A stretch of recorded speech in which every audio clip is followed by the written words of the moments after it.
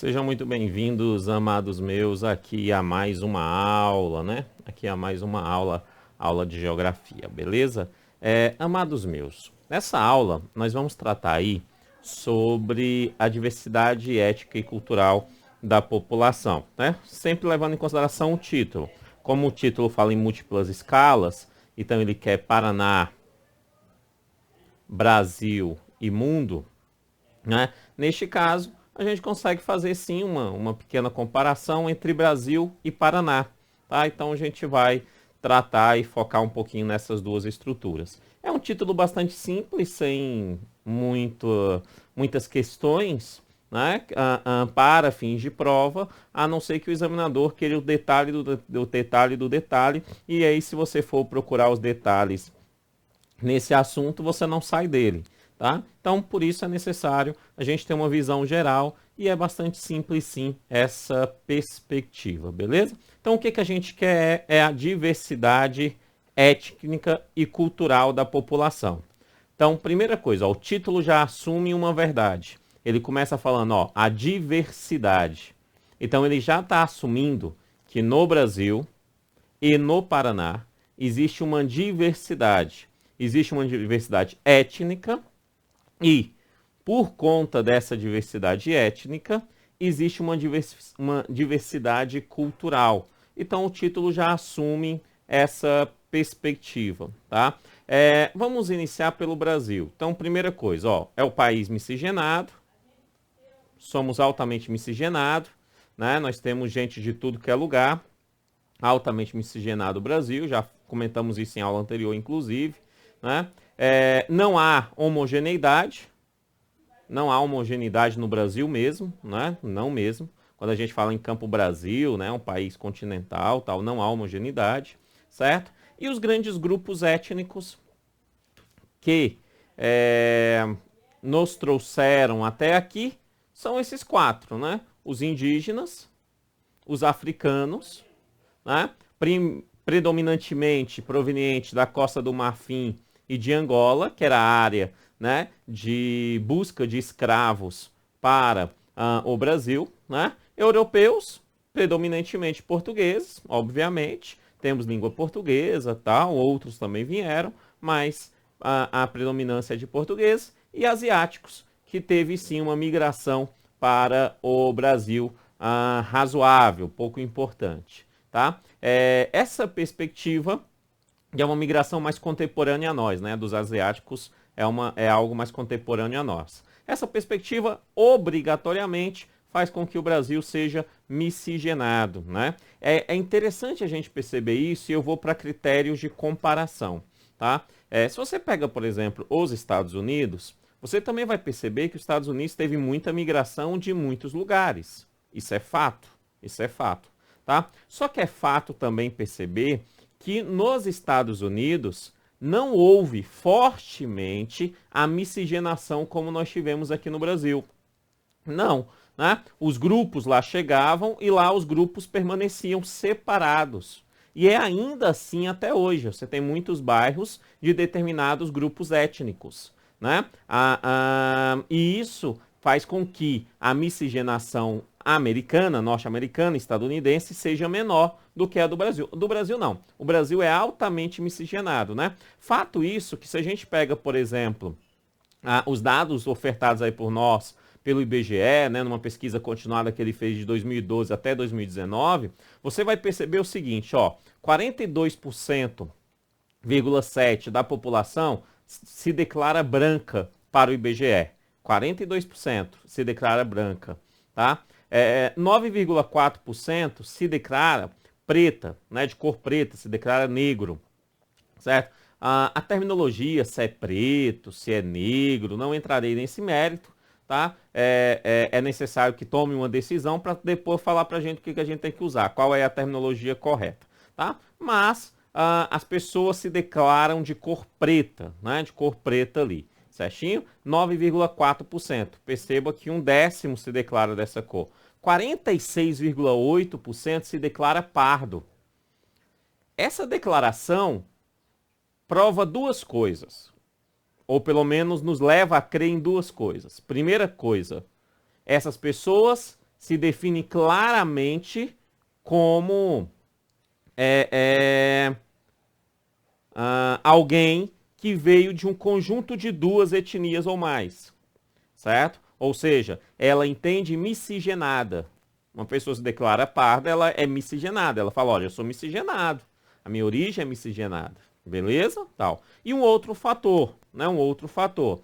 Também podemos entender esse aspecto ainda dentro de um campo de uma visão cultural social em preconceito à cor preta, certo? Talvez, só talvez, pessoas de cor preta, quem se declara é a pessoa, não sou eu que declaro, tá? Conforme dados do IBGE, é a pessoa que se declara, mas só talvez pessoas de cor preta se declaram pardos, se declaram morenos, por exemplo, e aí o cara lá vai colocar pardo. Quando a pessoa se declara morena, ele coloca pardo lá no IBGE. Né? Então, há uma necessidade de uma maior concepção dessa estrutura. Não estou dizendo nem que é certo, nem que é errado. Eu estou dizendo que esses 46% mostra claramente que nós somos miscigenados no Brasil, tá? E aqui no finalzinho você vai ver aí que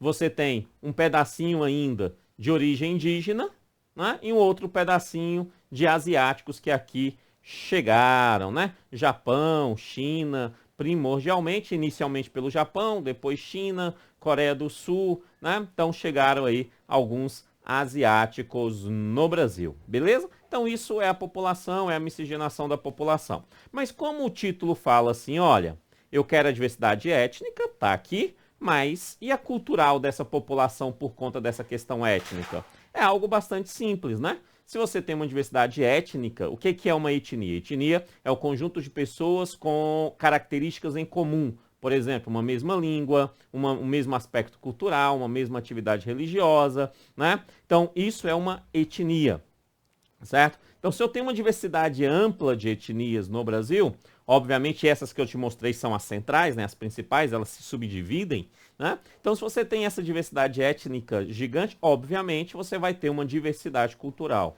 né? Podemos começar, então, pela diversidade religiosa, muitas práticas religiosas no Brasil, muitas, de origem oriental, de origem africana, né? De origem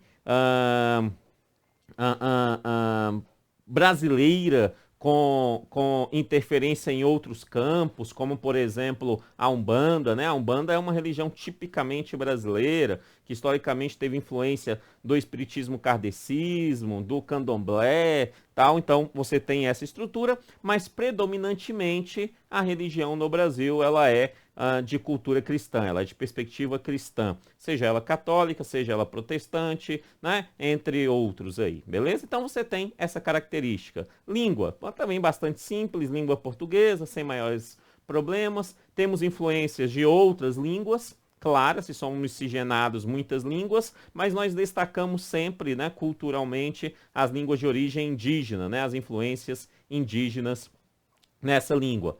Culinária diversificada, né? No Brasil você tem uma culinária bastante diversificada, né? Bastante diversificada, certo? Mas se você olha culturalmente o Brasil como um todo, por vários aspectos, inclusive aspectos históricos de países de origem pobre, né? Você vai perceber que no Brasil, como vários outros países pobres, consumem bastante grãos. E entre esses grãos, no Brasil, o arroz e o feijão é bastante comum, mas você tem pratos diversificados em vários lugares, né? Culinária bastante diversificada, depende da região, tal. Por exemplo, no próprio Paraná, né? Você tem lá o barreado, né? Que é um prato típico, tal. Eu experimentei o barreado, não gostei, sou bem sincero, não gostei do barreado, tal. A primeira vez que eu ouvi o termo carne de onça foi no Paraná, foi em Curitiba, tal, que é carne crua, né? Então é ali uma carne moída crua, temperada, tal, né? Bem feita. Então, isso você não encontra em todo o Brasil, apesar de carne crua não ser algo estranho para a culinária internacional. Mas no Brasil não é algo comum. E no Paraná você encontra em bares.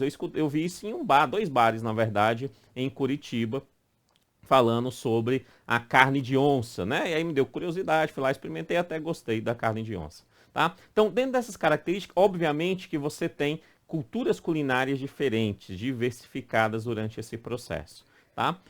Dentro dessa perspectiva, você ainda vai ter as músicas diversificadas no Brasil, né? Muita música diversificada, né? Cada região tem aspectos de músicas diferentes, algumas tomam uma projeção nacional, por exemplo, no momento sertanejo, tomou uma projeção nacional, na década de 90 o rock, por exemplo, tomou uma projeção nacional, né? Mas uma característica muito comum no Brasil é que brasileiro escuta muita música nacional. Isso foi uma mudança interessante da década de 80 para cá. Tá? Antes escutava muita música internacional e aí passou a escutar muita música nacional, é uma característica bem brasileira. As rádios brasileiras tocam muita música nacional, né? Danças diversificadas também no Brasil, não tem nenhuma que se destaque no Brasil todo, apesar do samba, até coloquei aqui, o samba tentar se destacar como o ritmo brasileiro, tal, mas não é bem assim não, né? Ele é muito para o campo carioca, né? Ali essa perspectiva do samba. Beleza? Então você tem esse tipo de influência bastante simples, sem maiores problemas, né? E aí você chega no Paraná. No Paraná. Eu trouxe um mapa aqui que demonstra algumas características bem importantes quando a gente fala aí sobre o Paraná. Entre essas características, você vai ver aí claramente, por exemplo, que o Paraná, ele se destaca aqui, ó, por uma predominância de brancos, né? Por uma predominância de branca, porque o sul é assim. Então você tem influência de vários lugares no Paraná, porém os brancos se destacaram no contexto histórico. As aulas de história eu falei mais sobre isso, né? Mas podemos afirmar que o estado é miscigenado, sim, ele é. Ele não tem homogeneidade, beleza também. E os grandes grupos étnicos que influenciaram o Paraná. Indígenas foram os primeiros que lá estavam. Africanos, teve pouca escravidão no Paraná, mas sim você tem influência negra no Paraná, você tinha escravos sim em Curitiba, na região de Curitiba, né, na região de Paranaguá, tal, pro garimpo, tal, mas teve pouca influência, mas existe sim miscigenação com pessoas de origem africana, com negros, né, com a maioria dos grupos étnicos europeus, é a maioria dos grupos étnicos do estado, a maioria são europeus, bastante tranquilo, né? E asiáticos, que teve uma migração importante no Paraná, principalmente na última fase ali da migração do Paraná, mais ao norte do Paraná, você vai ter a chegada de asiáticos bastante importante no Paraná, beleza? E aí, dando uma pesquisada sobre essa etnia do Paraná, a gente percebe algumas coisas, né? O estado do Paraná declara que você tem um conjunto de 28 etnias que construíram o Paraná, né? E se destaca algumas delas. E quais que se destacam, né? Entre elas ele vai falar dos alemães, vai falar dos árabes, dos espanhóis, dos holandeses, dos índios, dos italianos, dos japoneses, dos negros, dos poloneses, dos portugueses, dos ucranianos, né? Então você vai ter inclusive bairros, né, ali proveniente dessas, até em Curitiba, né, você tem alguns bairros ali e tal, proveniente desses grupos étnicos, né, mas que de certa forma já estão bastante miscigenados com o restante da cultura paranaense e brasileira, beleza? Por quê? Porque nós não temos ali uma homogeneidade como todo. Nem o Brasil, nem o Paraná, nem ninguém no Brasil é homogêneo, beleza? Você tem aí um aspecto sempre de diversidade em todas as demandas. É isso, é um assunto bastante tranquilo, não tem muito segredo. Valeu e até a próxima aula. Tchau, tchau.